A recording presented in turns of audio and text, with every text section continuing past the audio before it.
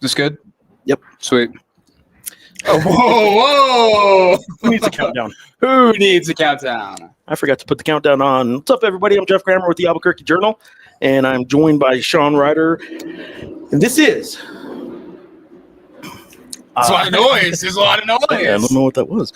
Albuquerque Journal Sports Live. We are at the Todium Center at UNM, right outside the stadium, and University Stadium, that is. And countdown to kickoff says 3 days, 23 hours, 25 minutes, and 21 seconds before a rather interesting game. Indeed. Against Utah State and one former UNM Lobo football coach, Bronco Mendenhall. Who's now the head coach at Utah State? That's what I hear. All right, so we do this every week. We do this every Tuesday, and we do it right after the weekly press conference that Jason Eck, the Lobo football coach, has.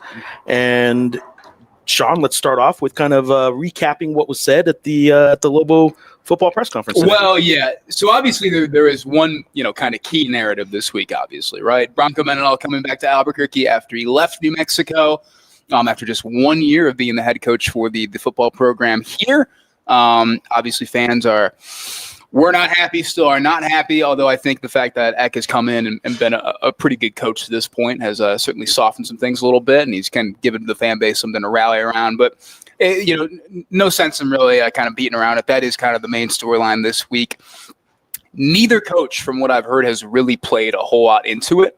I was expecting Bronco to not. I listened to his press conference yesterday, and he said, for us, it's he didn't say outside noise, but he kind of indicated that it's about, what we need to do to win the football game. And that's really all that matters. And Eck also kind of talked a little bit about it today too. And he said, I'm not mad Bronco left because I got this job. And that was one of the lighter moments in the press conference too. But he did, I did ask him, how do you, because he struck this kind of chord on Saturday, how do you, find that right balance of this game is hugely important to the fans. Fans really want New Mexico to beat Utah State more than normal. Obviously, there is I don't want to say a rivalry component, but certainly they were spurned. Sure, and New Mexico sports fan, for whatever you want to say about them, and football in particular, attendance hasn't been great through the years, and it certainly is not a historical tradition-rich program, but New Mexico sports fans do have one thing going for them, and that's they have some pride, and they have some grudges that they certainly hold, and they don't like. I find it really interesting that this week a Xavier fan was asking me about Richard Pitino, and the departure in the past year of Bronco Mendenhall to another school that people understood.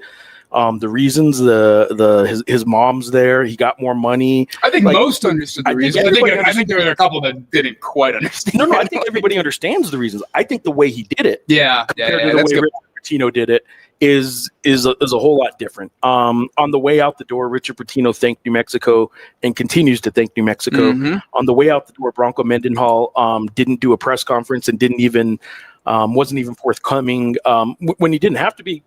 But he could have been. Yeah, he could have been. He didn't have to be. Nobody is saying he had an obligation to say, yes, I've been talking to Utah State, or yes, I'm considering Utah State. He had no obligation to do that. But could he have done it? Yes. He could have chosen to handle his departure a different way, and he chose not to. And that upset a lot of people. I think there's a lot of people on that staff, and you know them far better than I, but I do know people in this community that knew people on that staff and still do, and like them. They really like that staff. Quite well liked. Yeah, they're a lot of really good people, and I don't think there's a hard feeling towards really the Utah State staff and all that kind of stuff.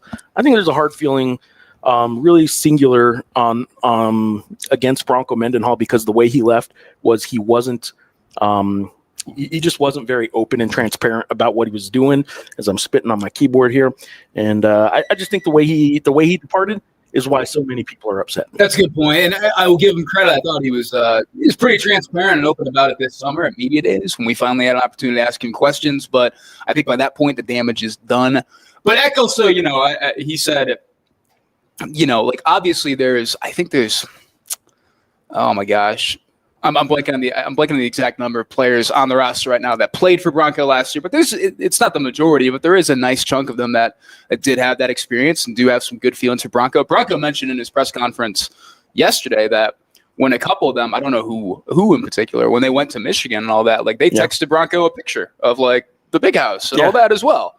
And so like, and when you talk to Gabe Lopez and Richard Pierce, two guys who are team captains, about that during media days and all that, they said like, look, like, you know, that meeting like kind of sucked. It was emotional. Like we'll keep the, you know, what happened in that meeting, you know, to ourselves. But, you know, like we understood like why he had to do what he had to do and all that as well. So I don't know if there's any like, you know, kind of like traditional like rivalry style like hate or anything like that coming from the players this week on either side, frankly. You know, obviously a good chunk of both rosters are not going to get up for it in the same way they would a traditional rivalry and all that. But I think there is a little bit of motivation for players, and we'll talk to someone later today about going up against their old coach and just wanting to do well in that regard. So I'm going to start chiming in some of these. I am definitely stoked for media days. Are you a media days guy? I'm a media days guy. Like for hoops media days, like I'll only talk hoops media days because they're not as big as football. I find value in media days because I can get a lot of content that's just not going to be heard here in Albuquerque or viewed or read any other way. Football media days has gotten to the point to me where it is so hard to get anything out of football media days that you can't. Like everybody's going to hear it, right? Like, so in our position as a beat writer at the local paper, you absolutely should continue going to media days. But I think it's more of to make sure you don't miss anything major or get your face in front of coaches and maybe network a little bit. For me, I still find a whole lot of value in the local newspaper going to media days because there's stuff that, you know, you're not going to find easily on even just YouTube or a whole lot of blogs and coverage. I just think it's I think there's more value to the content for me than there is for you. But I think we both still need to be going to them. Yes, I agree. But yeah, I feel similarly. Tommy Tom is stoked for it though. He's a media days guy. I'm glad. What are you doing over there? What are you doing over there? Mountain Dew's still killing me. I haven't slept yet. Oh man, I haven't slept yet since Saturday's game. Yeah, thank you for everybody that tuned in to that show, by the way. We were basically delirious by the end of it and strung out on Mountain Dews and Pepsi. We got Lobo Fish in just saying, what's up, Lobo fans? Thanks for streaming, Geoff and Sean. Go Lobos. I appreciate you. Appreciate all you guys for watching. And thank you, Lobo_Fish. I do like the just flipping on a switch and talking, and you guys, for some reason, choosing to listen. That's what you did today. You flipped the switch. No countdown, nothing. No, that's right. All right, he mentioned how he hadn't spoke to them. Later, it was his agent talked to them. Yeah. That is technically how it goes. There's some plausible deniability in every coaching search. And to be fair, you were talking about earlier, I never expected – I would not expect any coach to get up and be like, yeah, I'm talking to them. Right. Like in that setting. Like you mentioned that, like no coach is ever going to do that or anything like that. For me, it was a juxtaposition of he gave a very weird winding answer initially when kind of asked about it. Yeah. And then I followed up and was like, so did this happen? And yeah, that's what we kind of got. I'll also say that had he known before last season that Utah State was going to be open, he would have gone to Utah State first. Well, technically, he did know before last season when they made the move on Blake Anderson. But yes, exactly. Yeah, before he had already taken the UNM job. So Utah State was a better situation for him from the start. I just hit you with that. I can't believe I just hit you with that. Actually, he did know. Thomas is saying, let's see. I've seen a decent amount of commitments this week. Any idea how many we have for next season? I got to go and I got to sort them out. I'm going to sort them out and put them in a story probably tomorrow. I have not been able to get to all of them. But yeah, a good amount of commitments, man. And they are active right now. So that's definitely good stuff to see. Yeah, the kid last night, I'm blanking on his name. But Bobby. Bobby. I'm guessing I was Bobby. Yeah, he's a D1 bounce back. So it's not all high school kids, but we're going to round them all up as well. Obviously, there's some recruits in the building this last weekend for Nevada, notably three-star quarterback commit Cade Mitchell. He was in town. He was supposed to be at the New Mexico State game, but travel issues or whatever just didn't work out. So they got him out of the game, though. So, yeah. Eric Markham's in and says, no hard feelings for Bronco. But in my eyes, he was shady at best for his departure. And I think that's a little bit of it. Like, and you touched on it too. Like, everything that you would kind of seen from Bronco in terms of how he talked about the program and being here in Albuquerque. It was just such a, I don't want to say out of character because it's always going to be kind of cold and I don't want to say ruthless, but something like that when you are leaving a place and doing that. But yeah, it was a little bit out of character. And there was, Jay Norvell, right? Jay Norvell gets fired and Jay Norvell puts out the, the statement of Colorado State, long, pretty good statement, honestly, about, hey, we did a lot of great things here. And, I wish the best for you guys going forward. I'm sure that probably was you. I'm sure that probably wasn't the easiest thing for Jay Norvell. Now, granted, Jay was there longer and all that as well. But Bronco wasn't the first time head coach doing this for the first time either. And it was different when he left, BYU for Virginia. He did have the press conference where he tearfully was like, I'm leaving for Virginia. I'm going to coach for the bowl game. We're doing this. So it was out of character. And I get how that really irks fans. I do think that while the emotion was pretty genuine during the season on how improbable that turnaround was, they start 0-4 and they're playing for a bowl in the last week of the season. That was pretty impressive. And the way they played and won some of those games, the emotion caught up to him. And I think it was genuine at the time. I don't think he was faking those tears, but that not all, crocodile tears or whatever. Well, that all plays into how hard it was when he just left without even saying goodbye. If all that meant so much to you, then just say, thank you. I'm sorry. I got to go. And he did kind of do it's me. He did kind of do that later down the line and in certain settings and all that. But look, it's not that hard to have somebody put out a statement for you. So crocodile tears. Speaking of crocodile tears, Justin Martinez, if Bronco doesn't leave in or with those infamous crocodile tears, I will go home unhappy Saturday.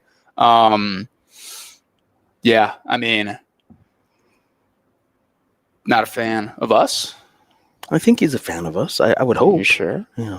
All right. Lobo Fish is saying Broncos family might not have been digging Albuquerque's high crime rate or maybe did not like the local church.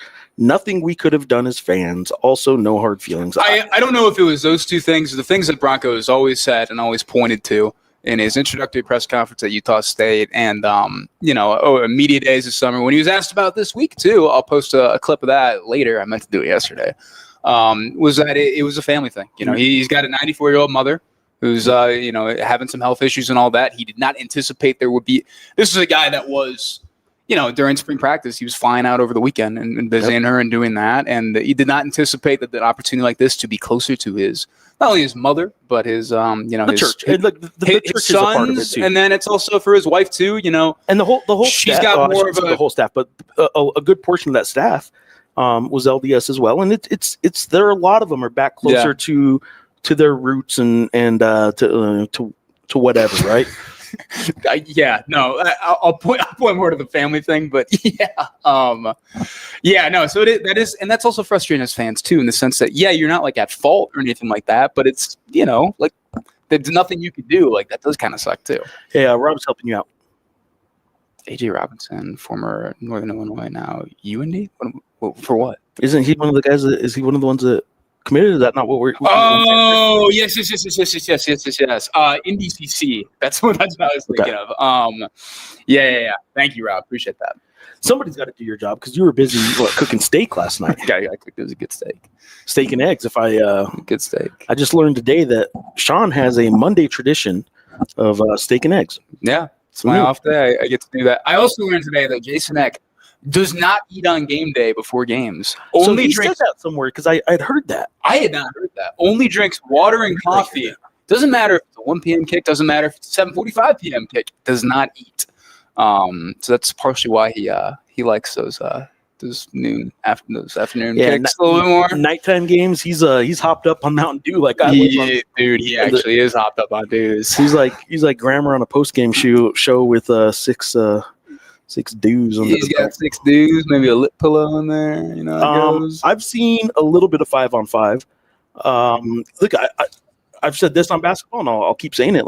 I'm a little frustrated with what's been just a general lack of access. But man, I'm not soured on the team or the coaches or the staff or anything. I like them all, man.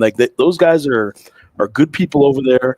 They are good players, a lot better than I think anybody would have thought. when they were recruited. There just wasn't a whole lot of building excitement and all that. And the few times I've seen them run 5-on-5, I think they're going to be good. My preseason ballot had them fourth, but I can see I do have them in a second tier of San Diego State alone in first tier, and I have New Mexico, Grand Canyon, Utah State, and Boise State. Those four teams in a second tier, 2 through 5. So yeah, I think they can be pretty good. I really, really do. Richie's in, my boys. Richie, what's up, man? Have these guys practiced more on punt and kick return? So, okay. So last year, last year they actually practiced more. If I remember, they practiced kick return more than punt return last year. This year they've done more punt return, from what at least compared to the previous staff and all that too. I did not ask about it again today because I thought we kind of got enough of an answer on Saturday, frankly, in terms of solving some of the punt stuff. We're gonna see what happens in this game. Obviously, Eck did say on Saturday, hey, maybe we just let it bounce. Yeah. And that was the Miller one that was muffed. He said just fair catch it there. You got people around, you're protected, just fair catch it. And that didn't happen either. But it seems to be in some ways. I'll add one thing. And this is not something I believe I mentioned in the Saturday show. They are going to look at getting Keegan Johnson some reps at that spot, which I think could be interesting. And then DJ McKinney is also a guy that will probably we'll see how it plays out in games, but I'm anticipating seeing him get some reps in practice as well. But it just can't get to a point where what they had on Saturday and what I mentioned, where it's they're on the sidelines talking, well, what are we going to do if they punt again? Yeah. Like, what are we going to do? That can't be something that's going on. Yeah, you can't waste time. Yeah. And you can't turn the ball over. I think there's two things I will point out on this punt return conversation. Three things. One is I have more a better punt return yardage this season than does the UNM Lobo football team. As do I. And I'm at 0. In case you didn't know. Everybody watching, I'm assuming. Yes. Yeah. Very, very few of you out there have minus 11 punt return yards, but the Lobo football team does on the season. The second thing is, since this was a big topic early in the year and you still have yet to really address it, and now punt returns are repeatedly being talked about here, do we know yet what Jason Eck's feelings on Brian Urlacher returning punts is?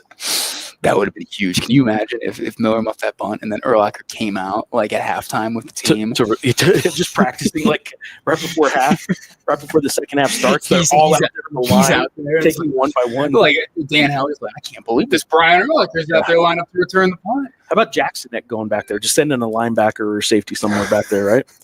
But the other thing is, like, at some point, it's almost like free throws in basketball. Me being the basketball guy, I'll do this. You talk about it too much, and like the punt returner has in their head, man, this has been so bad for us this year, and he's saying, I just got to catch it, just got to catch it, just got to catch it. It starts to get in their head, but also there's a natural sense of, man, we got to break one of these. We got to reverse this. And then they're trying to do too much, and then they're just thinking too much. I don't know that you harp on it too much. It is what it is at this point. Just catch the damn ball, but like, what are you going to do? Tell them that 10 more times? Catch the ball unless you shouldn't catch the ball. Like they're like, he's explained the rules for how they approach punt return in the past, right? Just live within the rules. Sometimes it's a weird punt. Sometimes, if it's a 2 bouncer, don't field it. 1 bouncer. So it is weird though. Any special teams coaches watching this right now, we would love to have you on. Well, we would love to talk about this further. Would we? I would. Steven is in. Steven. Got some Lobo fans want to sell out the stadium and support to spite Bronco. Fans need to channel that energy and narrative into supporting Eck and this staff long term. Nothing wrong with that sentiment of the support. That's what fans actually have control over in their role of coach retention, etc. And I think that's true. I think you can also be doing 2 things at once, right? I think you can also be, I am really feeling the Eck era. I love where we're at, 4-3 and all that. They were 4-3 in like 2012, and that's like the last time, something like that. No, actually, I can't. I need to look at the records. But either way, it's a better start than we've seen recently. If only we had a football writer on the show. If only. But yeah, I also think it's okay to spike the guy that left you and didn't do it maybe in the best fashion. Did it in kind of a little bit of an out of character fashion. So yeah, fans absolutely do have control over that as well. I still live by the sentiment that, like, yeah, like some things are just uncontrollable for fans, and that also sucks to hear as a fan as well. So I'm saying fans a lot, supporters, spectators, athletic supporters.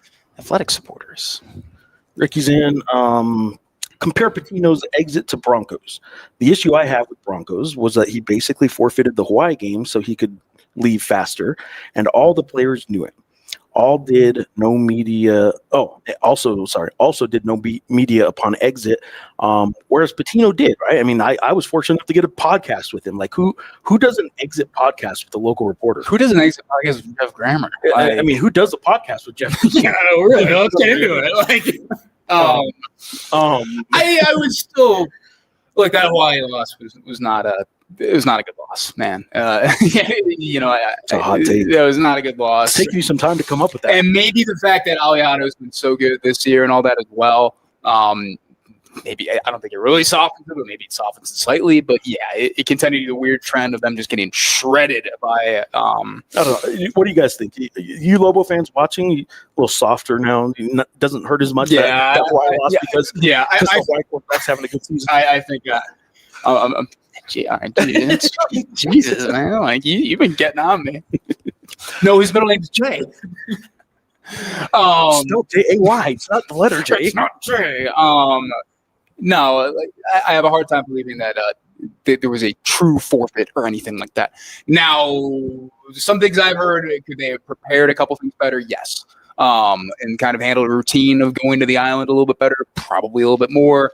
But look, I remember talking to Bronco about that Hawaiian game this summer, and it was not oh yeah, well, whatever, I was trying to get out. It was, God, that game still burns me. Yeah. Like, that's something that he said, that game still bugs me. So I don't think there was any forfeit or anything like that. But all right, how do I compare last year's men's basketball team to this year's? Obviously, we saw how last year's played out. But what do I think preseason comparison? So last year, I'll say this. I went into it thinking that UNM could win the league, but I picked them second behind Boise State. But knowing that, I had full confidence that one of those two teams probably would win it. And one of them did. That was New Mexico. Boise State fell to fifth seed, I think. Third, fourth. I don't know. Anyway. If only we had a basketball reporter on the show. Well done. Last year's basketball team, though, was very well-defined going in. We knew that Nelly Jr. Joseph and Donovan Dent were right up the middle. They had a great point guard and a great center, and we knew that there was going to be a lot of high screen, pick and roll, pressure defense. The defense had gotten better. True Washington. We knew who was what. We don't know that with this team now. I will say that I could see this team, ceiling being winning the league. I could see that because I've seen a whole lot of really good shooters. I have a whole lot of respect for what Eric is doing, or what he did at UC San Diego. And if things click, there's two teams that kind of have this modern NBA approach to what they're doing right now, right? With space the floor, put up a lot of threes. You don't clog up the leads. You're not throwing it down to the low post a whole lot. Those two teams are Colorado State and New Mexico. And Ali Faroukmanish and Eric Olin, who coincidentally happen to be pretty good friends. They met at a coach's clinic a few years back, and they're good friends. The way those two guys approach this, if things click, it's going to make sense because that is what modern basketball is, what these two guys are doing. It's just that neither one of them have the defined superstar going in like Donovan did. Yeah. Like some of these other teams have. And so it's so hard in preseason polls to justify why you're high on a team without actually seeing them play, right? Well, I'm pretty high on the Lobos without having seen them play much and with nobody knowing who these players are. But I'm pretty high on it because I really like what Eric is trying to do. And I think if it clicks even a little bit, I think they're going to be pretty solid. I think there's a lot of energy for New Mexico that can come from Tomeo Ponds having just a really good time, a lot of very good vibes. I don't know that Tomeo Ponds can get a lot of playing time, but that doesn't matter. It doesn't mean you won't. You can't stop a freight train, man. You can't stop. I don't. This is the an energy creator. Summer, fall, winter, and spring of Tomeo Ponds. It is coming up. Nobody a better college experience than Tomeo Ponds. I really hope Eric Olin never watches this and is just like, why are they ragging me for that one thing I said that one time? It was just a funny thing at one point. Dark horse. Okay, so let's do this. I'll come up with a dark horse, but define dark horse for me. 12-team league, 4 teams get a bye. You said, Geoff, who's your dark horse on the team? Oh, on the team. Yeah. I thought it was dark horse team. My dark horse team, I don't know. I mean, like, I could see Nevada being okay. Like, I don't know. So are we defining dark horse, though, as somebody who won't make the first, like, can't be a top 4 team because they get to bye? Well, are we talking about dark horse on the team or a dark horse team? So both. Let's just do both. Let's answer Adam's question. We can start by answering the question posed, which is dark horse on the team. I mean, it's hard Adam's to say because pulling his hair out watching this. Damn it, fire grammar. All right, so there is a certain element of they're all dark horses because we don't know a whole lot about a lot of them. If you consider Tomislav Buljan a dark horse because he's never played college basketball, he would certainly be. I think he has a chance to be the second best player on the team. I do think Dayton Albury will be the key to the team at point guard. But there are guys on this team that I think could be in for big seasons, including freshman Jake Hall. I think Kevin Patton. It's even hard to call him a dark horse since he comes from a USC program, and but Kevin Patton and Antonio Chol could both be good. I just think there's a lot of options. I don't think Chris Howell is going to score a lot, so I don't think people are going to notice how much he means to the team. But I would say maybe if I had to settle in on one, though, because nobody's expecting much from him, it's a guy I did a podcast with last week, and that's Luke Hopp. I think Luke Hopp might be the sort of, I think he and Chris Howell are sort of going to be the kind of key glue guy, if you want to call him a glue guy, but like fill a bunch of stats and do a bunch of things on the floor that don't necessarily mean they're scoring 18 to 20 a game kind of stuff. I think those two guys are going to be key to them winning without scoring a ton of points. Who's your dark horse in the league? All right, dark horse in the league. I wouldn't consider him a dark horse, except that I just said that top 4 thing, and I picked him 5th. So Grand Canyon, because people who only follow the Mountain West. I keep forgetting Grand Canyon's the freaking league. I keep forgetting Grand Canyon's league. Grand Canyon chance because they're going to win all. I said Nevada. They might win all their home games. I do think that there is a chance that Wyoming does a whole lot better than the bottom 4, which everyone's going to pick them in pretty much. Almost everyone. I think some people will pick them 7th. As high as 7th or so, but Sundance Flicks, man, a lot of energy. I think Wyoming could get up to middle of the pack, but Colorado State, I think they're going to be picked 6th, 7th, somewhere in there, and I think they could get up to 2nd or 3rd. I don't see them winning it, but those are some answers, multiple answers to not really answering the question very well. Just don't let 14 fumble a 3rd time.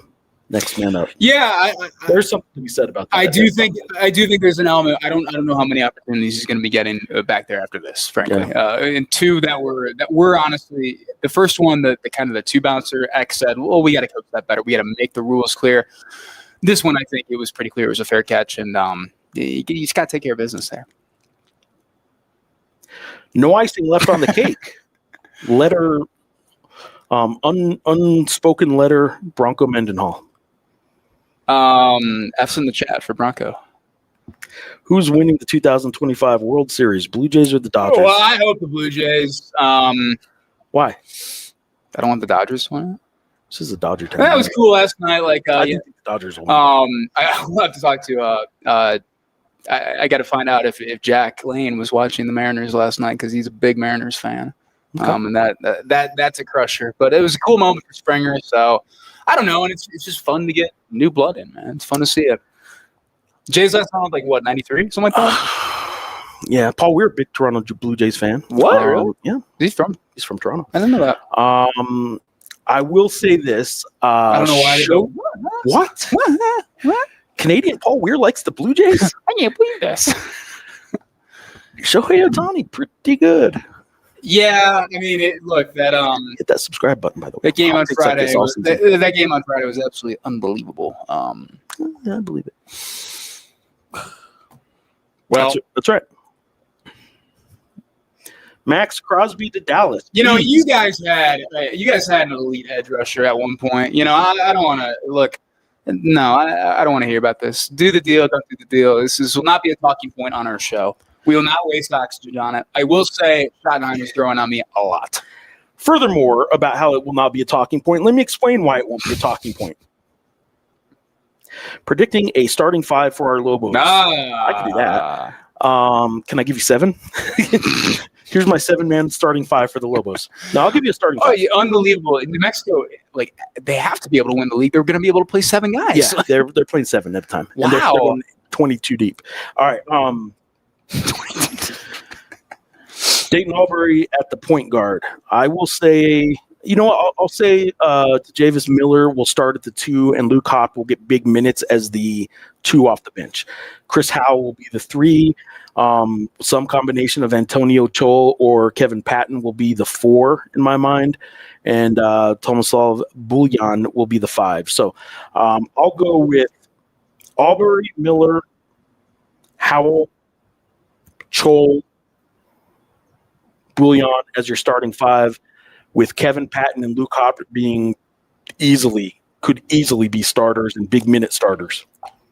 Big minutes, folks. Big minutes. Spit on the screen again. That's not a little minute. Big minutes. I get a 2 for 1. That's why I came to the premier sports show. Yeah, we are a sports show. We are a sports show. And we do premiere on Tuesdays and Saturdays typically, but Blue Jays have the best record in baseball this year. Too bad Lobos and no Lobos on either team. Yeah, I didn't even, Garver's on the Seattle team too. So I don't know how many UNM fans were. Ray Birmingham, who we saw, was wearing the Mitch Garver hat on Saturday, and we were talking with him a little bit. But yeah, I mean that is part of it too, right? But it's a fun Blue Jays team. I don't think it was as fun as like the Brewers were, but I didn't feel the Brewers were going to make it to the World Series. I think Shohei Ohtani's good. Yeah. What's for dinner? Hi, Mom. What's going on? Good to see you. Good to hear from you. We got any dinner stories? I don't know. No dinner stories. Not right now. She can let us know. What's the status of quarterback Cole Welver? Is he a redshirt, or I only see James and Lane mostly? So here's what I'll say.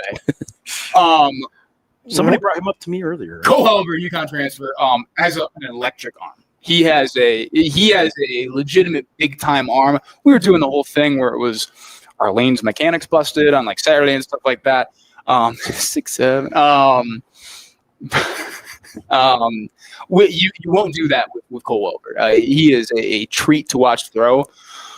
But I think he was behind the 8 ball in terms of actually getting into the quarterback competition. I think when he announced his commitment, it was kind of like, well, okay, like the Lobos have another quarterback for quarterback competition in the fall. It didn't play out like that at all, honestly. He was pretty clearly behind Lobstein and Lane.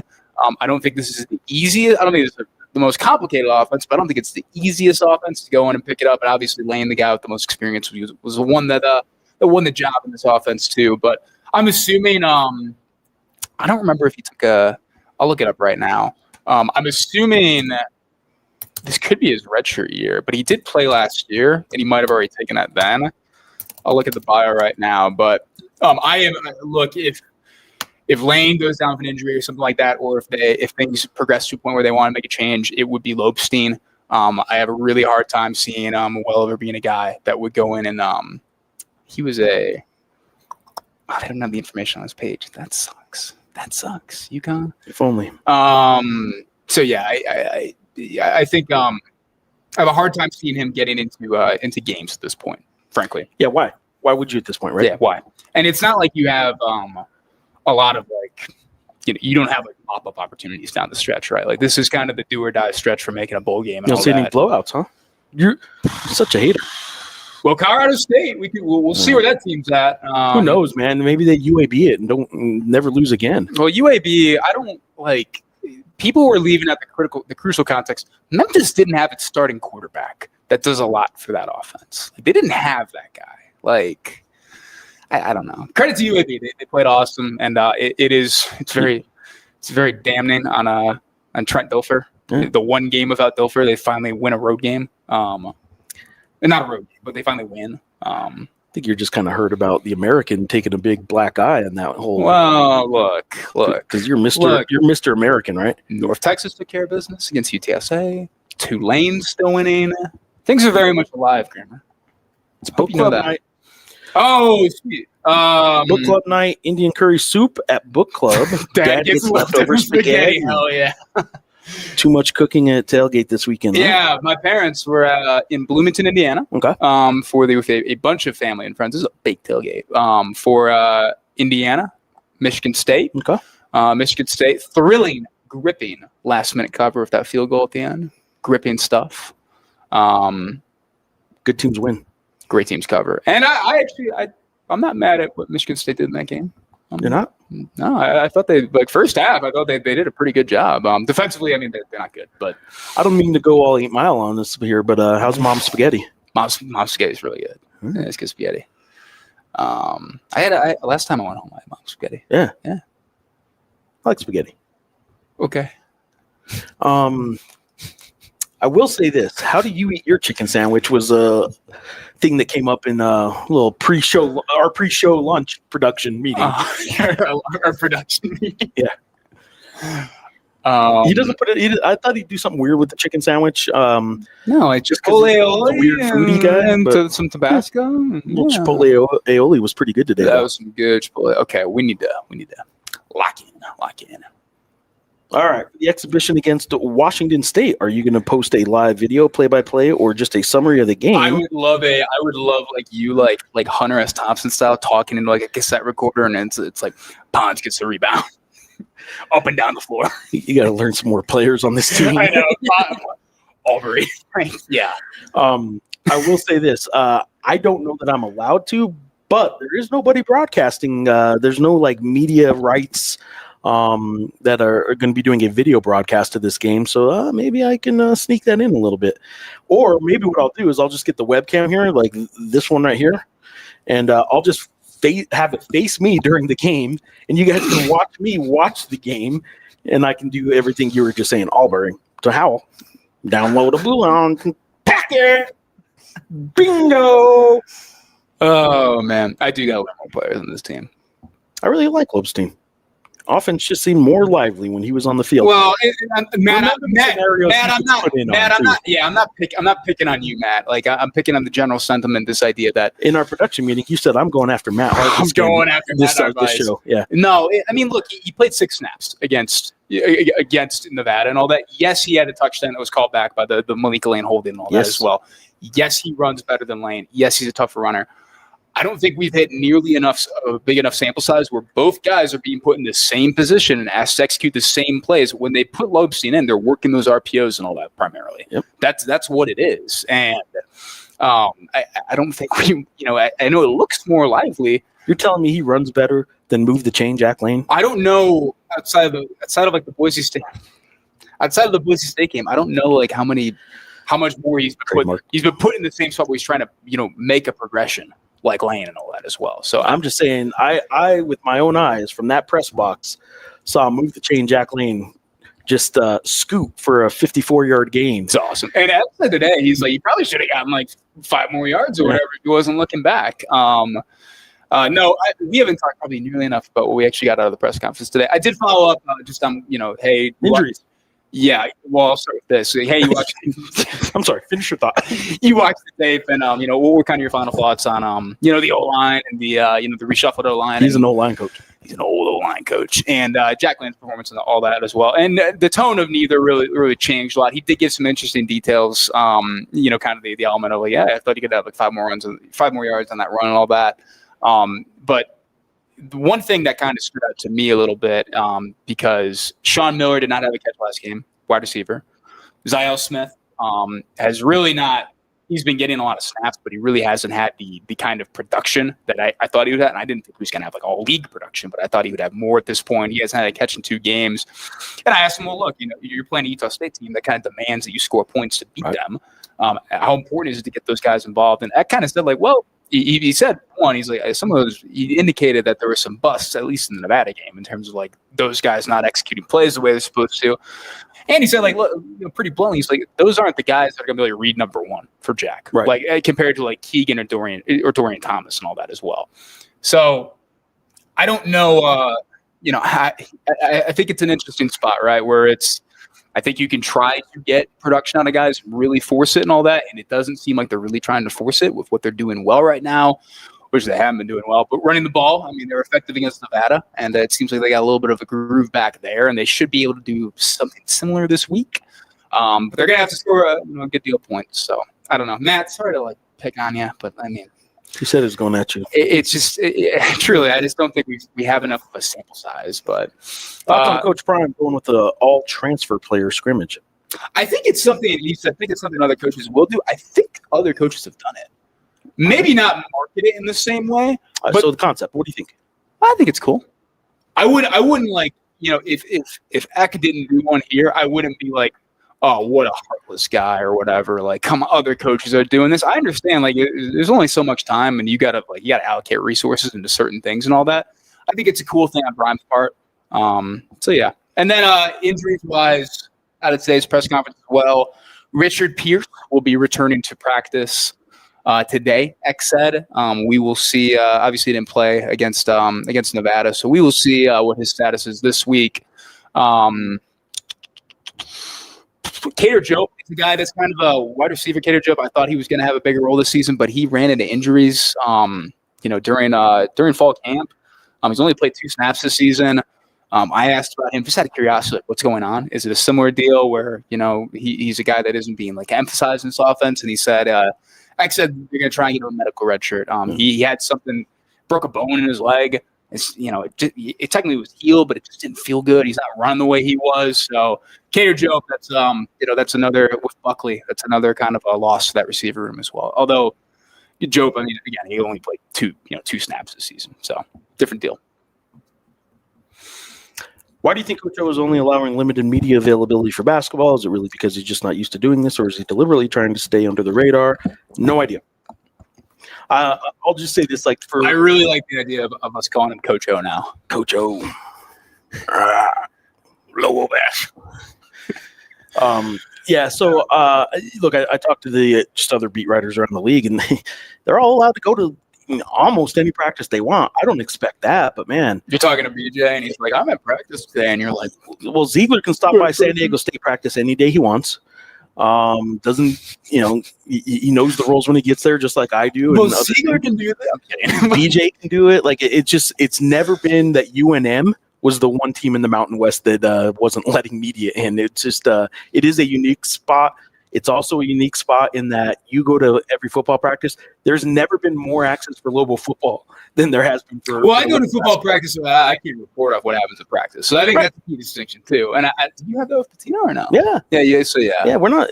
Yeah, things that are happening in practice, we're not reporting on it. Well, I'm just trying to get some context about what's happening. That allows us. Like, I could watch a game. It does help a lot. Well, I could watch a game on TV and have a stat sheet in front of me and write a game story.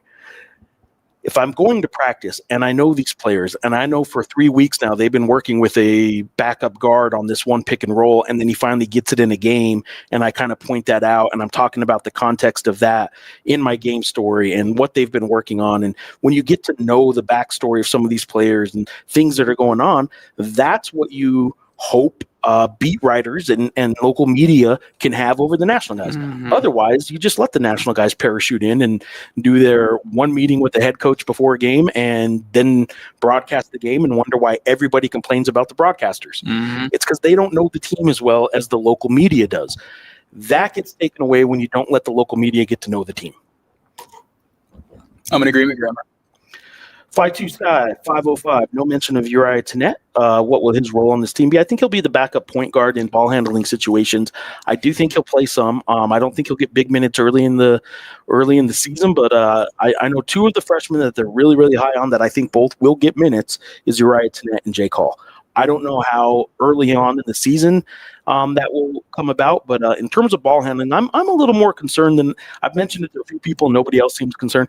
I'm a little concerned about the Lobo basketball team's ball handling beyond 2 guys. Really, I mean, they have good ball handlers. I don't know that they have elite ball handlers that are going to break a press individually necessarily.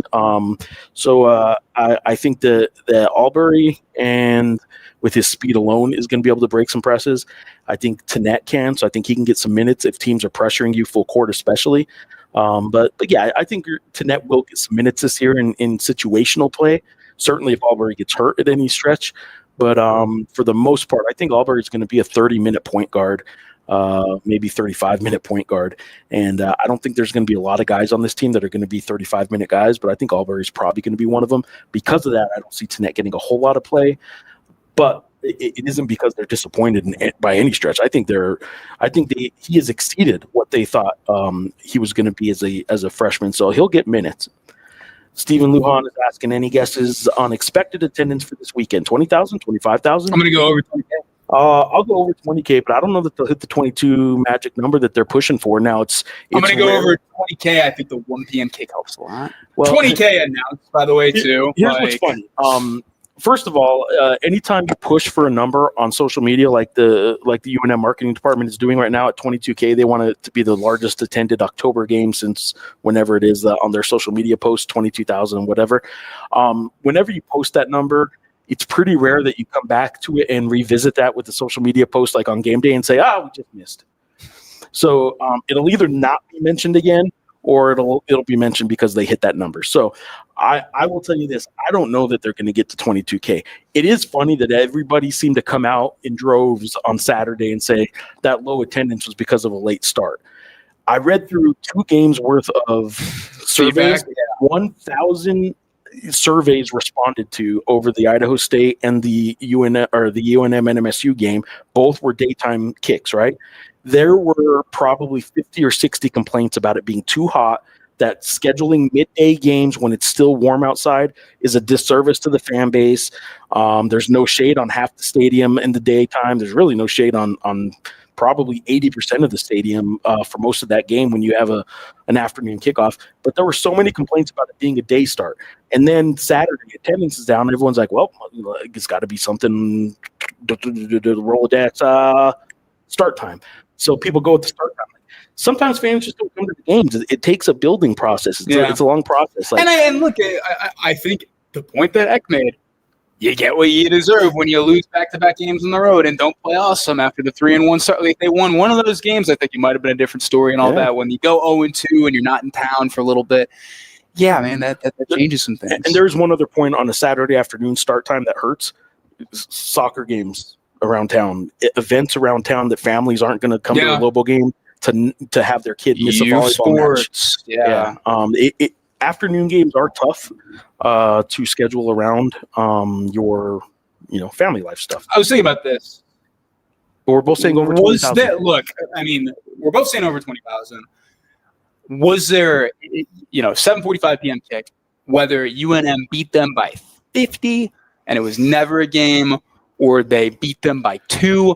Does it really matter in terms of the results, the attendance for next week? Does it really matter where it's? I mean, do you think the result will have much of an effect, honestly? Because I don't really think it will. Now, and I want to say winning margin. I think they got to win. I think if they lost, there would be a little bit of an effect for sure. Yeah, I just think you got to win. I don't think it's kind of like, they didn't play great and we don't want to come out and watch this. It's whatever. Coach Owen really embracing the New Mexican culture of keeping to yourself. Coach O.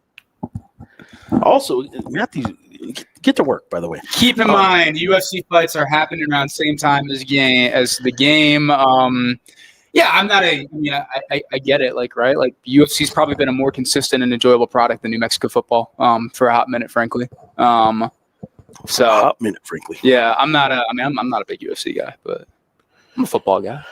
I'm an old line. I didn't play a line. Let's wrap this up. Let's land the plane. Land the plane. Let's start landing the plane. What do you want to spin forward, or what were you about to say? Do I want to what? No. I was about to say what you were about to say. Yeah, let's start kind of making any predictions we're going to make for the Utah State game. I am surprised and will admit, as has been pointed out on social media by some, I was very wrong in my prediction of what the point spread would be. I was as well. Hand up. But you were closer. Yes. You were less wrong. Yes. Actually, the line is more wrong. The line is more wrong. Are you surprised that New Mexico is you've seen 3, you said in some spot, or 1.5 point favorite, as I just saw? I'm sure you're pulling up Vegas Insider right now to look at what all of the books have on this game. Yeah, on Saturday, we both predicted that Utah State would be a slim favorite, and New Mexico is. I went as high as 4. I thought New Mexico would be favored, or Utah State would be favored by 4. It is looking at 3 right now. I'm seeing 3. I'm seeing 2.5 on ESPN and 3 on all other sites right now for New Mexico, which really, really surprises me. I think Utah State I see 1.5 for New Mexico. Where are you looking? New Mexico, just their general like college football page. Their spreads. On what page? Double Grammar? Yeah, Double Grammar. Yeah. This right here is telling me that ESPN bets is at 2.5. Well, that's crazy. Two things can be true. No, I don't think they can. It's not in this case. Oh, don't yell at me. Don't yell. Oh, gosh. You spell middle names right now? He's about to snap. Did BJ ever reach out to you? Did you ever send it? I did not. Wow. Really? I'll see him Thursday, though. Oh, you guys are going to have a ball. Oh, man. You got to get answers. This is what you're going to get out of media days that nobody else is getting. Yeah. What does BJ stand for? Yeah. Right. No, back to I think I'm a little less surprised than you are because I thought it would probably be a little bit tighter. But I think that's fair too, and I think they, in some respects, they're relatively evenly matched teams. They're just better at a couple. I think UNM is better overall defensively in terms of stopping the run and all that. I think that's something they can really hang their hat on. They proved that against Nevada. I think Utah State has been better offensively in the sense that they're far more explosive. And the UNM will have to put up points unless they really muck it up. They're going to have to put up points to beat this Utah State team in a way that I don't know.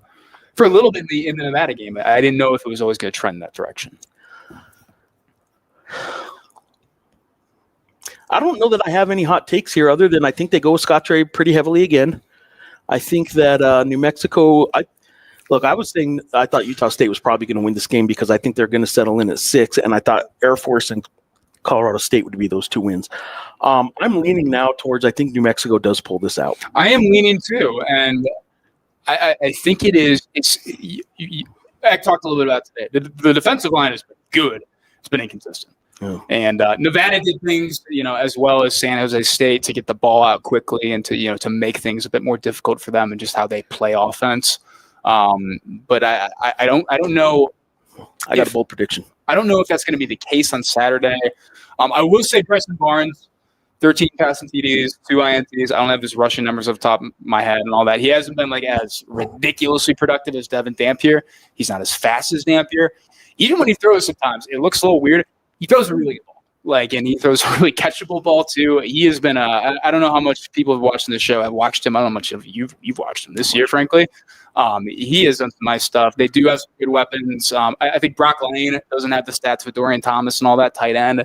I think Lane's been really good. Yeah, I think this will be a high-scoring game. I think this could devolve into a shootout. I do think it is far more in UNM's interest that today. I think it's far more in UNM's interest to maybe not muck it up a little bit, but hey, let's choose some clock and all that, right? If they can have another 16-play, 75-yard scoring drive that ends in a touchdown, I don't think they're going to be mad about that. I can't remember the specific question, but it was basically, you don't want to get into a shootout with them, do you? And X said, well, we might have to get into a shootout. Their losses, the other team scored 40 every time. Exactly. So you kind of Texas A&M, Vandy scored 55, and then Hawaii scored 44. You kind of have to score a whole lot of points to beat them. It was what he was trying to insinuate. But here's my bold prediction: move the chain, Jack Lane. 200-plus passing yards, 2+ touchdowns. I could see a 215 3-touchdown game from him. I think it's going to be a big Jack Lane, move the chain Jack Lane game, partly because I do see a big shootout. I am curious to see how Utah State decides to play this run game. They've gone back-to-back weeks playing Hawaii and San Jose State. So, Hawaii and San Jose State, which are teams that can run the ball, but it's because of what they do in the pass game where it almost kind of catches you off guard to a certain degree and just kind of opens up for you. And this is not the same offense. But yeah. And I think still too, it's I got to look at the turnover margin for Utah State. I'm not actually sure.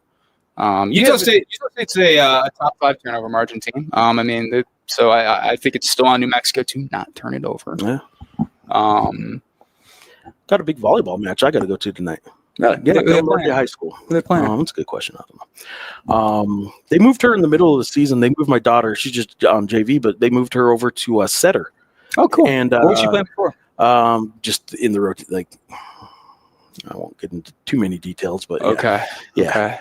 She's now playing Setter. Libero, kind of. But my sister was Libero. Yeah. Is the answers. I would say Libero if I said anything, but it was also kind of moving stuff around. Anyway, I will say that as a setter, there's not a whole lot of chants in volleyball. And I was telling her, I was like, volleyball teams, after they score, they usually have cheesy little chants, not quite like softball, high school softball, but like these chants. And so finally, high school softball is like the final boss of like chants. My favorite from this past year, because I always cover high school state softball tournament, was someone get a bucket, the pitcher's throwing up, because the pitcher threw a ball 4 and it was a high ball 4. So that doesn't on command though, the whole dugout knew someone get a bucket, the pitcher's throwing up. Anyway, so I was telling my daughter, you really need a chant for your position as a setter. And like when she has a good set, I was like, I started yelling from the stands, "Damn girl, you got set up." The gym just went completely quiet. Yeah. You could hear a pin drop. And Jaden looked over at me like, "Dad, what are you doing?" Poor Jaden. Poor Jaden. I will say one other thing about poor Jaden. Yeah. 16-year-old poor Jaden today. Oh, happy birthday, Jaden. Oh, it was Jaden's birthday. Wow. Jaden, I'm sure you're watching. I hope so. Now she should be in school right now. Well, I guess she should be, but as we know, that hasn't always been happening lately, has it, Jaden? Sorry, we'll discuss this at home. Jaden might have missed a class recently and got in trouble. This is a big game. This is a big game in a lot of respects. And I think, look, obviously it is big. If UNM wins this game, and also if Utah State wins this game, they will be one win away from making a bowl. Over here, I think at Utah State, it would be really nice for them. Over here, it would be a pretty big deal. And it would be kind of the, yes, like we have, keep going, but it's big in that standpoint. We don't need to explain that any further. I think this game is massive from a vibe standpoint. Yeah. Because I think, look, you had the 3-1 start. You had a ton of momentum. You had a lot of great feeling around the program. I think if you lose this game, I think it's going to be very easy for fans to look up and say, well, look, they're 4-4 and they're still in the hunt. Yeah, but where are they? Yeah. But they just lost 3 of their last 4. And granted, 2 of them were teams that were picked to finish top 3 in the league. But, it's still a loss is a loss. And the only win you had was over the pretty clear last place team in the league. And it was a 2-point win. You can kind of throw a bunch of things back. I think if they win this game, though, the vibes will be back. The momentum will be back. Yeah. There's going to be a renewed sense of enthusiasm for the team in a way that we haven't had this late in the season. Really, I mean, like last year, but last year was also kind of weird too. They were constantly climbing to get to the point where they could be in bowl contention. I don't think this team, no matter what happens the rest of the year, I don't think the base that was already here is going to lose its kind of galvanized feeling. I agree. Strong in the future. Yes. But any of the casuals that might have been coming under the tent a little bit would back out and get out of the tent if this game goes sour. I do think I agree with you. It's big. I don't think if you lose this game though that it's a death sentence for making a bowl. It's just obviously it just got that much harder. And you're probably going to have to really capitalize on probably one key opportunity. And there is the element that, I'll point this out, the element that basketball is starting. And if football is not still kind of hot, or if you hit a lull right now, the shift then does still kind of convert over to basketball. Today, I think we've had this is the first show we've really had where it's like basketball. It's almost like half and half basketball and football. It's nothing against you guys asking about basketball. Like I totally understand, but it's just something that we notice. But I'll also point out when you were talking about bowl. You pulling up schedule right now? No, New Mexico getting to bowl eligibility is big in a lot of ways, and that includes a home game here in the New Mexico Bowl is big for the local economy and the attendance. Oh yeah, all that kind of stuff. A certain Geoff Symbieta would be really happy about it. Thrilled, all that kind of stuff. So, and I don't blame him one bit. All right, let's wrap up with some of these comments that have been building up. Great. Let's make sure we get these comments in here. Geoff, great job on the podcast with the CSU. All right, let's make sure we get these comments real quick. Last week I did do a show with Colorado State basketball primarily, and it was good. Good old swole crackers. I liked his promo they put out before. I liked that a lot. That was cool.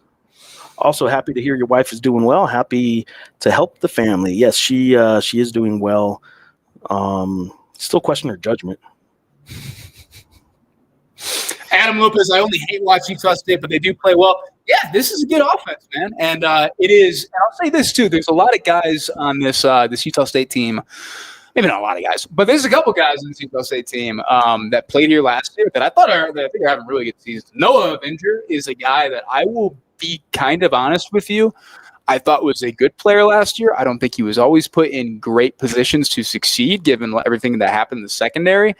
But I don't know if I ended last season saying like that is just a crippling loss for this team for them to lose a guy like that. The way he's playing right now, he's been really good.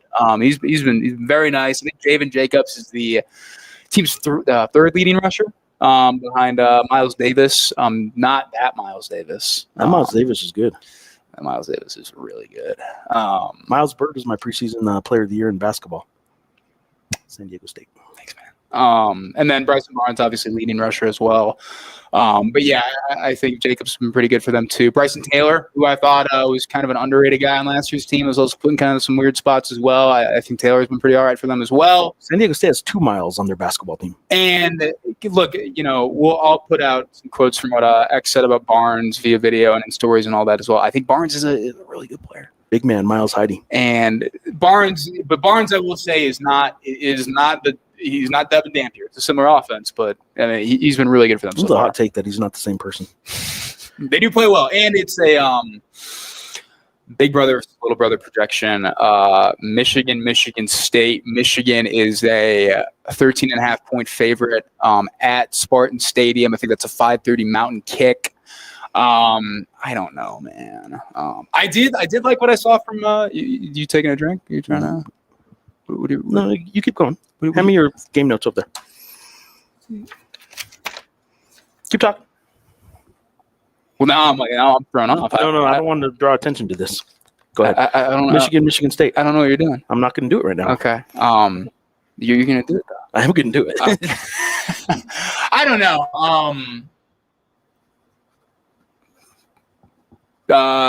28-17, Michigan. Somehow, I don't know, man. I can't see MSU holding the 28 points. Yeah, a win would be huge, though. A win would be awesome, and I don't think it would save John Smith, but I think if they win this one and get to a bowl, I think that would be huge for John. So, crickets in the gym. Crickets. Chanta, I'm not here. What? When that? I think that has to do with the fact that somebody was broadcasting to the world. So my mom and dad never went on live shows and were like, and Sean's not doing well in algebra. God, yeah, poor Jaden. Come on, man. Happy birthday, Jaden. Happy birthday. Your dad's putting you on blast on Albuquerque Journal Sports Live. And at the game, I have a chant for her when she has a good set. Sets up a kill. Damn, girl, you got set up. It's really not a chant to her, though. It's really a chant to the person who got the kill. Yeah, that's the thing. Like, if UNM loses this game, it's basketball season. I don't think it is, but I understand why some fans would shift. Again, you've lost 3 of your last 4 at that point, and it's good call. You've lost 3 of your last 4. Yeah, man. All right, thank you guys.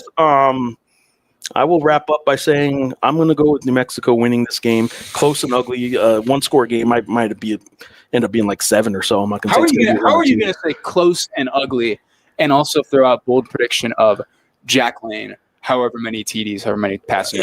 I think it's going 45-42. I think for it to get to that game flow, like it would. I don't know. You don't think ugly qualifying is a 45-42 ugly? I don't think I think the shootout game flow is not like the ugly game flow of what we saw on Saturday. Like that to me is winning ugly. I don't know if that's quite winning ugly. Yeah, I don't think this will be ugly. I think it'll be an entertaining. I got to win a close and ugly one. I don't think it'll be ugly. Yeah, I mean a pretty ugly game. Okay. I'll take out ugly, but I think it'll be close, like a 1-score game. But I think it'll be a high-scoring 1-score game. It'll be a shootout, and it'll be over, I don't know what the over-under is, but I'll bet you I'll take over 6 into the 60s. You're going 60s? Yeah. What do you think it is? 50-something probably, right? No. Yeah, come on now. No. I just think this is going to be a shootout. No, 30s. If San Jose State, Utah State didn't go into a shootout. No, the total. Oh, the total. I think you're – okay, yeah, I'm dumb. I think that's fine. That's money line. I want to see the over and the under. The total for New Mexico, Utah State is 61.5. 61.5. I'll take the over. Yeah, this game's going to get to 70. Wow. Yeah. Wow. And Move the Chain Jack Lane's going to have 200 yards passing and 2 touchdowns at least. It might really be more like a Joe Flacco-esque 300-yard game. Flacco-esque. Is he elite? Flacco is elite, man. Is Flacco Hall of Fame? No. He might. I don't think he is, man. You might have a little bit of the case. Yeah. Thank you to everybody for tuning in and watching it. I don't know. Are we done with questions or we'll good? We got some predictions coming in. Mom, UNM by a field goal. I like it. UNM 2.5-point favorite going into Saturday. What do you all think? Yeah, I mean, I think if the line's at anywhere from 2 to 3 now, that's about right. But yeah, I'll look for the sake of putting a number on it. I'll say the Lobos hit that number. I said 45-42, so that's a 3-point spread, which is what it is right now. They're push. I'm calling for a push. I gotta think about it a little bit more.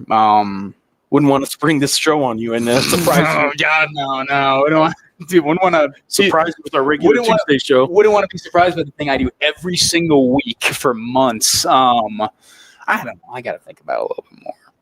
I think there's spots where UNM has a relatively clear edge, and I think there's spots where they kind of don't. I will say this about our show on Saturday. Yeah, we should get a program out there. We are hopeful. So somebody's like watching this, like having they're like holding their breath. Like, oh my God, they're not going to do a show finally. Yes. Anybody who's watching the show doesn't have to watch it. They can hate watch it. Ooh. Yeah. How many of you hate watch us? Do I not want to ask? If you hate watch us, yeah, hit those comments. Hit that subscribe button. Hit that. Hit the like. Okay, so anyway, Saturday, I will be in Pullman, Washington for the exhibition basketball game. There should be about a window of an hour and a half or so in there that I think we can pull off the double duty, the double dipping, UNM Lobo football postgame / basketball pregame show. Did we not do a live show after San Diego State last year? The UCLA game that night? I don't think did we? No. That's like one of the only I think that's the only other time we had like that overlap, but we weren't able to make it work. No, I know we didn't because I remember sitting there next to the guy who did radio for that game in Las Vegas, Henderson, Nevada. Not Las Vegas, it was Henderson. And I was talking to him, and we were following the game because the football game went so long. Yeah. He was pinch hitting for Symbieta, couldn't make it as the backup radio announcer. Yeah. And so Portnoy was doing football. So they hired a guy, the guy that does UNLV football now was actually calling the basketball game. And he didn't even go on air until I think like 2 minutes left in the first half for the radio broadcast for Lobo basketball. So there you go. Anyway, I will be in Pullman, Washington. There will be a show of some sort. It might not be that long. I mean, it might not be that long, but because I don't know exactly when I can get into the basketball arena because they have a football game on campus at the same time. Not the same time, same day. Who is Wazoo playing? Toledo. Yo! That's right. Holy Toledo. Yo. So I'll wrap up with this. I will pick Lobos winning in a high-scoring game, and happy birthday, Jaden. I will pick Lobos also to win in a tight, relatively high-scoring game. Although I'm not too confident in the flow. Eric Markham, we love your shows. Eric, we love you. Richie Flores, I aggressively hate watch. Thank you. Yes, love it. Richie, man, I'm sorry about the Giants, dude. That was wow. That was a spectacular game. What is it? What's your problem? Everybody's always like, "Oh, you had to bring it up and all that." Like, no, we're just talking ball. We're talking life. You want to tell them what you did before the presser today? I asked Luke. Kicked a puppy, basically. Well, Luke Trzecki was in here for like him and Charles Steinkamp like hang out like on this floor. They basically take naps. Yeah, no, they're like between classes and stuff. So like I get it. And I asked Driz. I was like, hey, like, did you feel you made it out the toe? And he said like, yeah, I think I did. So I didn't feel like I was kicking a puppy. I was just curious because I had only seen the broadcast angle. And to follow up on that, because we talked about it on Saturday show too. No, it is not going to be televised. X said he he had seen multiple angles about it, but he did not send that into the league. He was he's like, well, like, I think the guy under the goalpost did have the best view and all that. Even after he said, post game, he's like, I thought it was kind of good. He made it. Yeah, I don't think there was anything. They did send in a DJ McKinney spot late to the league as well, and don't think they got the answer back that they wanted to hear. I can tell you this shirt I had made because it has a message that I put into Morse code because I can't walk around with what it says. So this shirt, I will tell you, I had made somewhere. I can't walk around with a shirt that says "fuck cancer," so I put it in Morse code. We're really loosening up our language restrictions. I feel like by the end of the season, we're going to be a bunch of sailors in here, just going after it. We'll see on the stream. The grammar stream. All right. Yeah. Thank you to everybody for watching. Shout out my Uncle Dan. My Uncle Dan watches these. Uncle Dan. Shout out Uncle Dan. Happy birthday, Jaden, as well. Yes. Mom, thanks for tuning in. Thanks to everybody for tuning in, basically producing our show for us. You are the most important part of the show, so we appreciate you guys hopping in. A lot of content to come this week. A lot of stuff we'll be digging into and writing. Have you been to Pullman before? Yeah. I drove through it when I went to Moscow. Did you fly into Pullman, Moscow? Nope. I flew into Spokane then too. And drove down. Whoa. That's where I'm driving in now. Or flying in now. Okay. Enjoy media days. All right. Love this crew. All right. What else we got here? Anything else? Stream the game. A lot of people asking me to stream the game. I don't know if I can. We'll see. Anyway, thank you guys. We will see you guys again on Saturday after football, before basketball, sometime in there. Sometime we'll figure it out. Shouts to Jaden, shouts to Uncle Dan, and shouts to the book club. Shout out to the book. People are reading Frankenstein right now. Mary Shelley's Frankenstein. Yeah, pretty sure. Nice. I think. Yeah, spoiler alert. I don't know. Never mind. All book club is watching. They're like, don't spoil it. Yeah. I don't know what chapter you guys are on, but all right. Should I hit the end stream button?